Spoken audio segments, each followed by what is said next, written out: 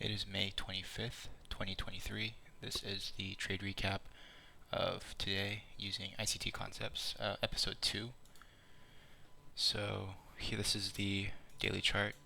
Um, I decided that I'm actually going to keep the chart that I use when recording my videos exactly the same as when I edit it from the previous episode, just so we can like annotate it together and you guys can kind of see the progression of like the daily bias and like the weekly bias and things like that. I think that's a good idea. So this is what we projected from the last episode. Um, we knew we were going to use this BISI here, buy side imbalance, sell side inefficiency, daily candle here, and we see price up into this area on Wednesday, and we get a nice reaction. But we also have this SIBI. So in my head today, I can show you guys my normal charts, but it's a mess right now.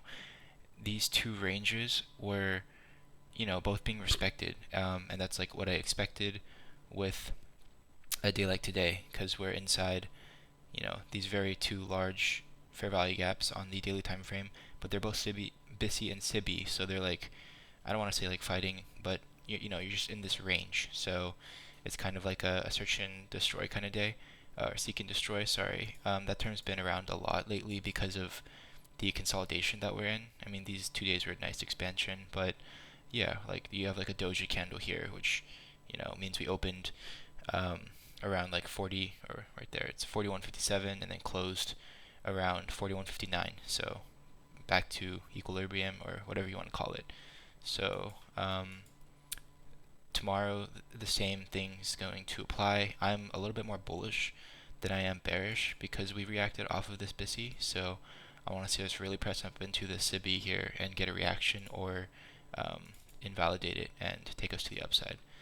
So here's the hourly time frame. Here we have a small market structure shift here.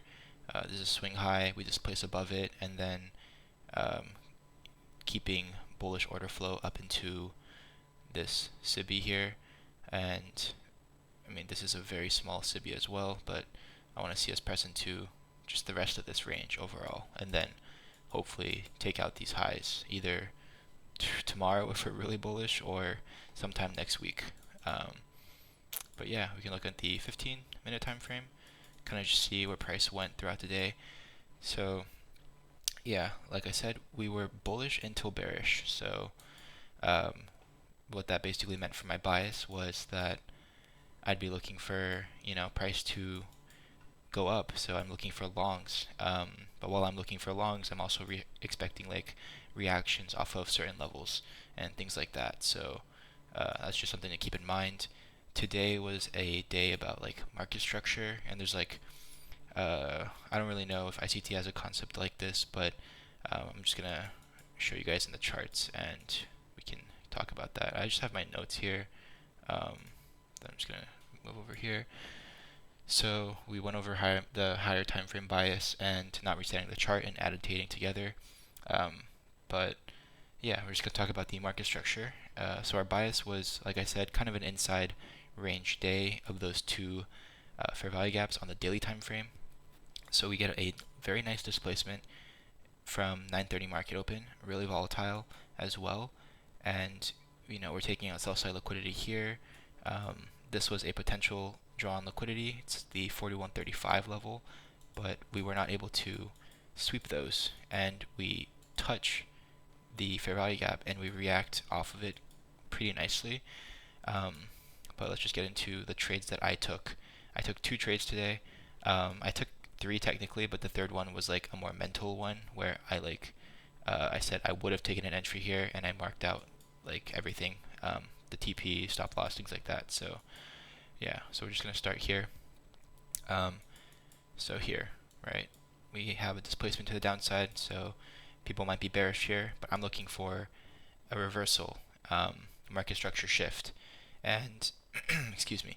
So it's important to to ask yourself, like, why are you looking for this market structure shift? Like what are you playing off of? So on the higher time frame, I'm playing off of this.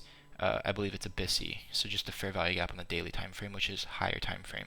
So I'm bullish once we displace here so close to this range and things like that. So here I'm waiting for an entry point to be given. I'm looking for a break above a swing high, right? The swing high that makes the displacement, that makes the I don't want to say like parent swing low. So here, not looking at anything here because I don't know what this is yet. I see price displace up, but it doesn't take out this swing high that I'm currently looking at up here. But we do get a displacement, so we do shift in market structure. But I was watching this candle live, and as soon as I see it move up into this fair value gap here, I see it reject very quickly. So to me, this isn't meaningful enough to the point where I would enter off of this fair value gap. So I saved myself from a losing trade getting stopped out later on. So I'm waiting continuously, for my entry model or a better entry. So price drops down a little bit more, creates relative equal lows, and price displaces once again. But this fair value gap is way too small for me to like really look for an entry, even though it respects it here, because like I'm still looking for that shift, that shift that's gonna take me to go long, without giving me anxiety or anything like that. So we're just gonna keep looking here, and I do keep in mind the time of where I take my entry, things like that. But that's for another video, I guess, I suppose. Just time zones from the 9:50 to 10:10. I'm like really cautious about that time zone. But now 10 to 11 we have silver bullet, so that's another thing to look for. So now I'm going to move this because we've moved market structure here. So now we have this movement that sweeps these lows and creates a new parent low. So I put the swing high right there. This is what I want to see us break before going to the upside. So this is where things get, like, I don't want to say fun, but really interesting to me. We displace above it here, and this is more meaningful because, we close within this like wick area and we still displace, creating a nice fair value gap. Right there. Let me change this color. Yeah, so really nice fair value gap right there. So keeping this in mind, this is where people would take their entries because of the displacement and then an entry within this. But I actually took my entry right there. And this was, in my head, it made sense at the time, and I don't really know like what clicked in this very second because I was unsure, but I continued with this methodology of these recent like swing lows. I'm going to call it RPL, which is just, or RLP, sorry, the recent, RPL, recent price leg. So whenever you're looking for a reversal, you want to be really mindful about the swing lows that are made because they're going to play a role later on when it comes to telling your narrative when you take your trade. So here we have a swing low. These two swing lows now become the RPL of the price leg. So we have a swing high that's made here, that's made this low, and I'm not looking at this one anymore because this is the most recent swing low that was made, and it's superior to these lows here. So this is the swing high. So now that we've displaced above that swing high, this fair value gap is made, I can take entry in that candle, and that's perfect for me because I can pyramid in these other entries where the bodies are telling the story, because my stop loss would be below these relative equal lows anyway, or 5 handles, or whatever your risk allows you to do. Keeping in mind that this is the swing high that I'm targeting, and notice that we make a fair value gap within a fair value gap, so inversion fair value gap, that all works out too. So that's a really nice entry there, and it's just a concept that I'm going to be backtesting and learning more about. And then price rallies, continues all the way up here into this fair value gap that's filled in pretty nicely, really nicely actually, before sell off. I believe one of my friends told me that this sell off here was Nasdaq taking weekly buy side liquidity. So then after that, price usually tends to reverse for other objectives and things like that. And by here, nothing meaningful happens for me, just because um, it's lunchtime and I don't trade during lunch. But this is something to note here. This fair value gap to the tick, right? Price stops right here and then reverses. Um, we do have a lot of layering here, which means there's, right here, like this is like really precise. We have layering here, which means everything's balanced in this range. Okay, sell side's been offered, buy side's been offered, and then repeated, which makes this area very strong in terms of respecting PD arrays, especially when it's in line with bullish order flow, which it is. And keep in mind, we're still not above equilibrium of today's movement because of this large drop here. So yeah, just watching price there. Price trails up, and I'm not looking at anything in towards like 115 is where I would like start looking at the charts. So right here, luckily I was at the desk for this liquidity void. I get excited when I see these just because these aren't as common as fair value gaps and things like that. So I was looking for an entry within this liquidity void, but I did not get tapped in. So I just watched my trade play out to the upside, knowing that the draw on liquidity was here, this 41.66 level, and targeting this SIBI on the daily time frame, which was mapped out initially, which is great. We can use this, however, and look and see how close price got to consequent encroachment. We weren't able to hit the 50%, so once it starts selling off, that might indicate to someone that you're looking for lower prices in the 1 minute time frame, because time is fractal. It's just something to keep in mind. So we have a displacement here, but it doesn't take out a swing low, so this doesn't constitute for an ICT 2022 short model. But price does trail back up into this fair value gap, so we'll mark that out. And we respect it very nicely because it is a BPR, I'm pretty sure. And price drops below, this swing low here, and this would have been a beautiful entry, which is actually what I took for a 5-handle run, I believe, 59 to 52. It's a 7-handle run. That's nice.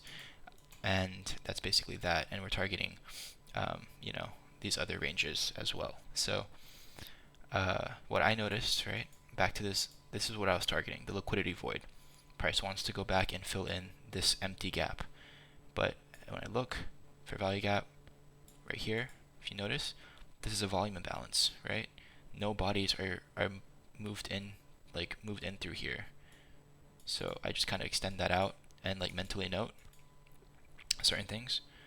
Look at this. The bodies respect this really nicely. We have one wick that pushes through and then back out. So for those of you who like turtle soup, this would have been a valid turtle soup entry, right? Because you're in a BPR, and if time allows you to, then you can look to long this in this area, because you're just targeting this, and it plays out really nicely back to the upside here. And then this is basically the end of the day here, where price kind of trails off a little bit back at equilibrium from where prices moved. Because if you use the fib here, we can just look really quick. Oops. Okay, I need to fix the fib right there. So price has trailed back at equilibrium at the 0.50, and it's basically price action for the day. And I think that's gonna be it for the trade recaps.